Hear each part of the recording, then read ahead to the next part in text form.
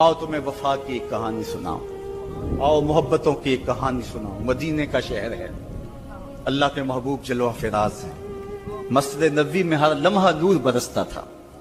आका तशरीफ फरमाते और सहाबा हुजूर के गिर्द यूं बैठते जिस तरह चांद के गिर्द हाला होता है और बदरे तमाम के गिर्द सितारे होते हैं। आका बाज़ो तलकीन करते, लोग सुनते, मन में उतारते, रूहों को ताजगी देते। एक छोटा सा बच्चा है जो नन्हे नन्हे पांव से चल के मस्जिद नबवी में पहुंच जाता है। नाम उसका उमैर है। बमुश्किल से बोलना सीखा है उसने। आका करीम अलैहिस्सलाम की खिदमत में कभी वो अपने चचा जुल्लास बिन सवैद के साथ जाता है, कभी वो अकेला भी चला जाता है। एक दिन उसका चाचा नहीं गया लेकिन बच्चा गया और हुजूर की बात सुनी। आका करीम ने आखिरत के बारे में, कयामत के बारे में नक्शा बयान किया। जब वो बच्चा वापस पलटा ना तो अपने चचा को कहता है, या अम्मा हो समेत रसूलुल्लाह सल्लल्लाहु अलैहि वसल्लम युखबिरुना अनिस्सा हत्ता कअन्नी अराहा रायल ऐन।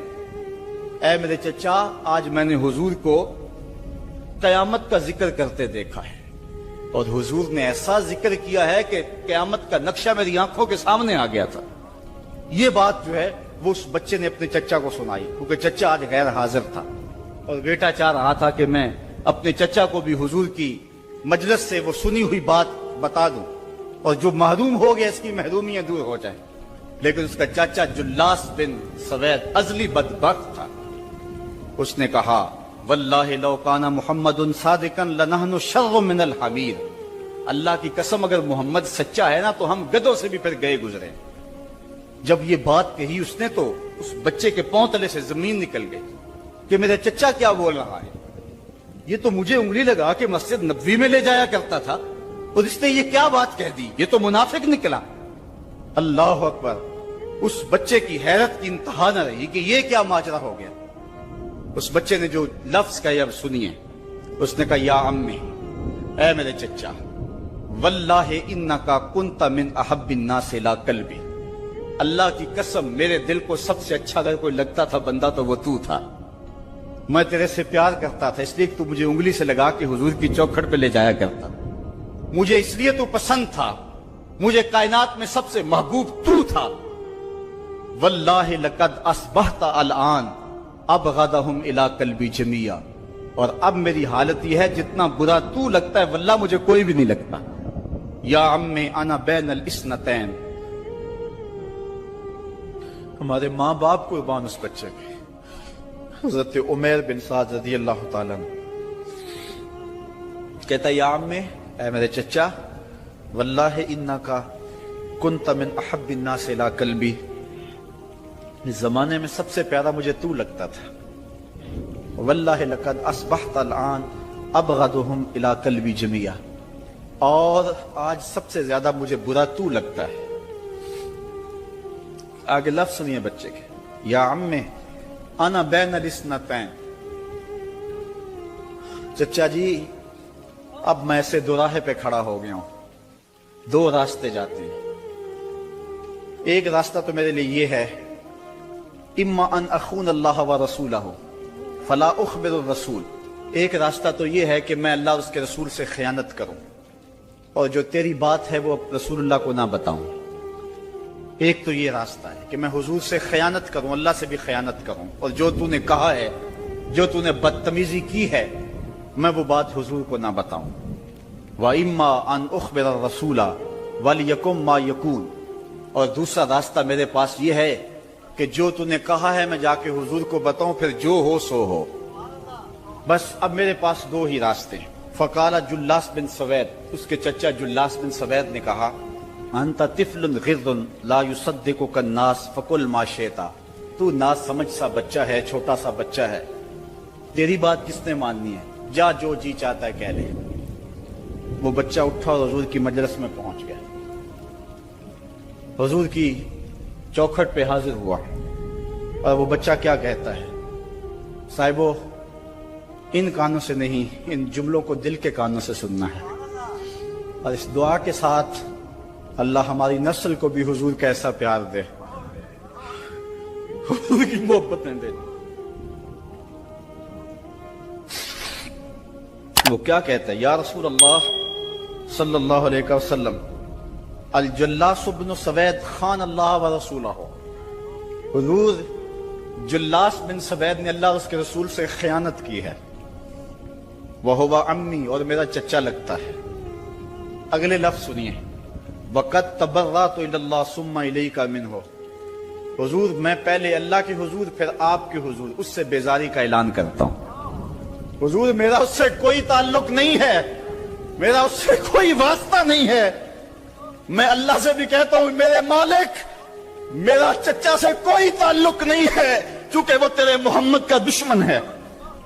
حضور میں آپ سے بھی کہتا ہوں کہ میرا میرے چچا سے کوئی تعلق نہیں ہے کیونکہ وہ آپ کا دشمن ہے۔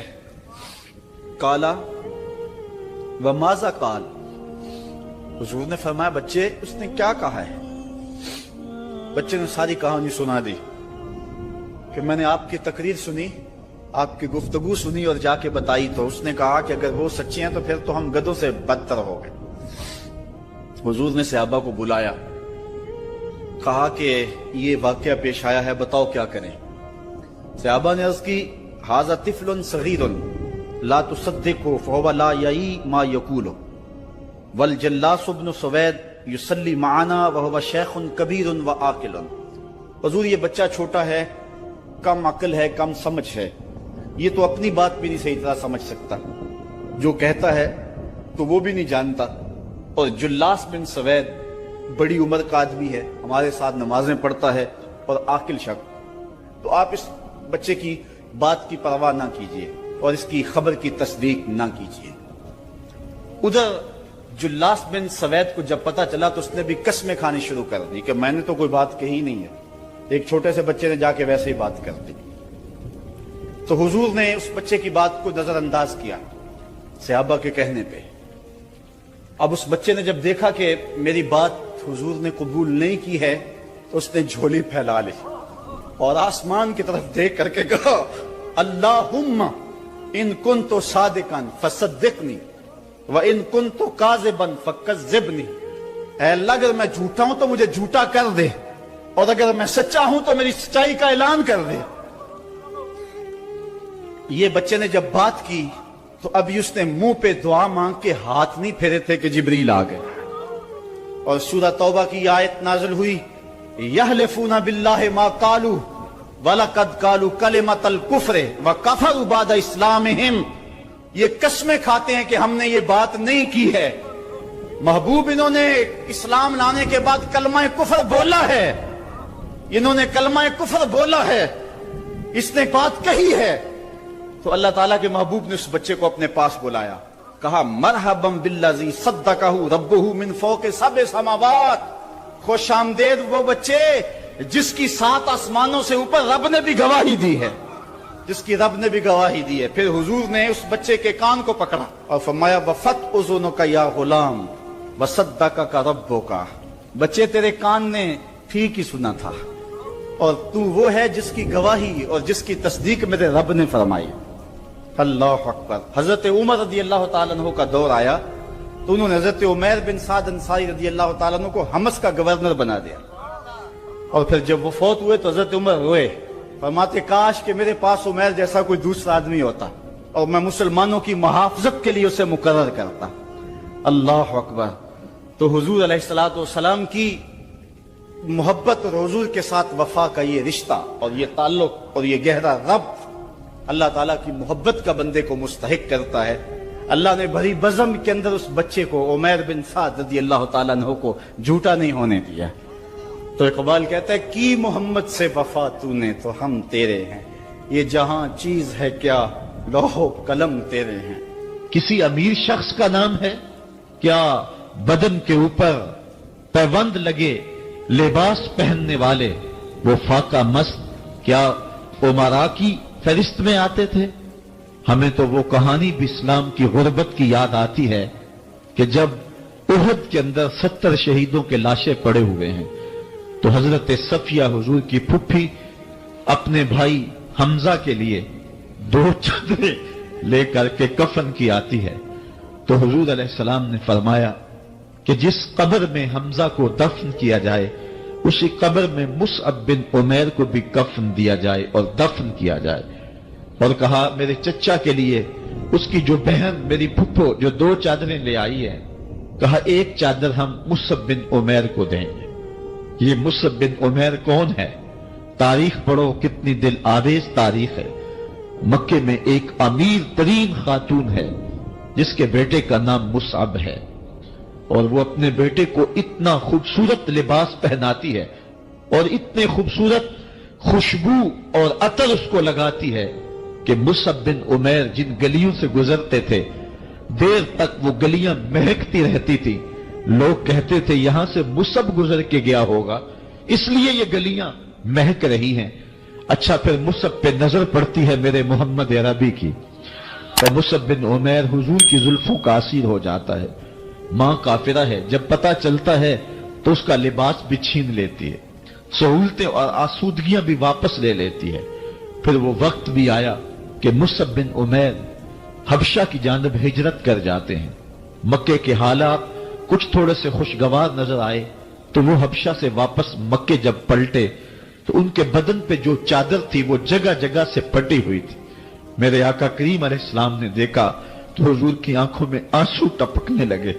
कहा ये वही मुसअब है जो इतना खुशपोश नौजवान था कि मैंने पूरे मक्के में इससे खूबसूरत लिबास पहनने वाला कोई दूसरा शख्स नहीं देखा, और आज मेरे मुसअब को पहनने के लिए जो चादर मुयस्सर है वो भी जगह जगह से फटी हुई है। ये इस्लाम की गुर्बत की कहानी है।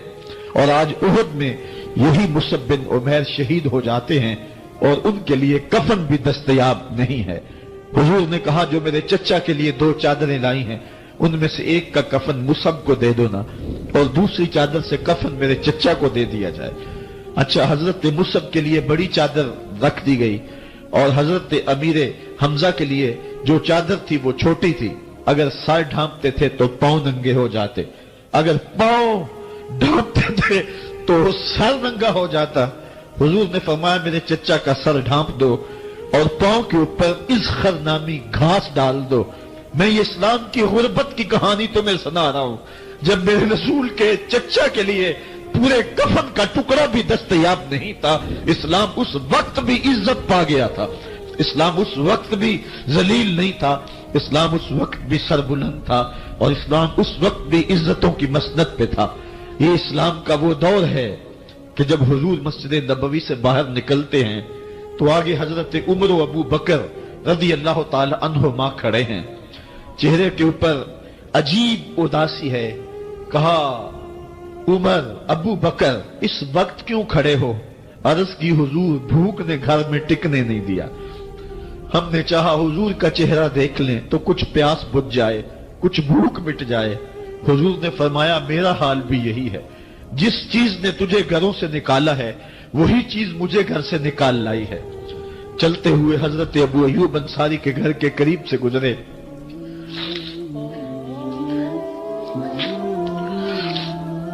हुजूर की खुशबू पाके वो बाहर आ गए।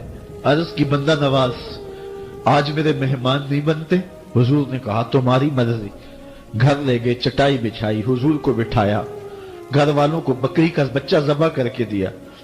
कहा जल्दी जल्दी खाना तैयार करो, मेरे आका को भूख लगी होगी। ये कह के वापस आए, हुजूर के पास बैठे, नजर चेहरे पे पड़ी तो घबरा गए। नकाहत के आसार इतने वाजे थे कि समझ आ रही थी कितने दिनों से हुजूर ने कुछ नहीं खाया। उठ के बाग में चले गए, खजूरों का खोशा तोड़ा, हुजूर के सामने रखा।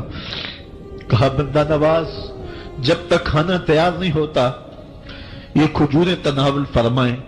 थोड़ी देर के बाद खाना दस्तरखान पे लग गया। हुजूर से अर्ज की गई हुजूर आए खाना तनावुल कर लें। हुजूर ने दस्तरखान पर तशरीफ फरमा हो करके हुजूर ने कपड़ा उठाया तो हुजूर ने जब देखा कि खाना है तो हुजूर ने एक रोटी ली और चंद बोटियां उठाई और एक खादम को बुला करके कहा जाओ हमारे घर दे आओ, मेरी बेटी फातिमा कितने दिनों से भूखी। कहा जाओ हमारे घर दे आओ, मेरी फातिमा कितने दिनों से भूखी बैठी हुई है। माल के कौनैन है, गोपास कुछ रखते नहीं। दो जहां की नेमतें हैं उनके खाली हाथ में। आपको पता होगा कि जब मेरे रसूल का इंतकाल हुआ है, हुजूर का विसाल हुआ है, तो हुजूर की एक ज़िरा एक यहूदी के घर में गिरवी रखी हुई थी। हुजूर ने ज़िरा रख करके उससे कर्ज लिया हुआ था। ये इस्लाम की गुर्बत की कहानी है। और फिर अल्लाह ने इस्लाम को अमारत के रंग भी दिए। आओ तुम्हें कहानी सुनाऊं। हजरत अदी बिन हातम रिवायत करते हैं, सही बुखारी में रिवायत है। ये हातम ताई के बेटे हैं। कहते हैं मैं हुजूर की खिदमत में हाजिर हुआ। एक शख्स आया, कहने लगा हुजूर गुर्बत ने मेरा बुरा हाल कर दिया है। और उसने शिकायत की, गुर्बत की, पसमानदगी की और अपनी मुआशी बदहाली की। फिर एक शख्स आया, कहने लगा हुजूर मेरे पास दौलत तो है, लेकिन मैंने जिस मंजिल पे जाना है रास्ता पुरखतर है, तो मेरे लिए क्या हुक्म है कि मैं कैसे रास्ता तय करूं। तो ये दो लोगों ने ये बातें की। तो हजरत अदी कहते हैं कि हुजूर ने रूए सुखन मेरी जानब मोड़ा और मेरी जानब मुखातिब होके कहा, अदी तूने हीरा देखा है? अदी कहते हैं मैंने अर्ज की हुजूर देखा नहीं, सुना है। हीरा ये शहर है इराक का। तो हुजूर ने फरमाया अदी तूने हीरा देखा है? मैंने कहा नहीं हुजूर देखा नहीं, उसका तज़किरा सुना है।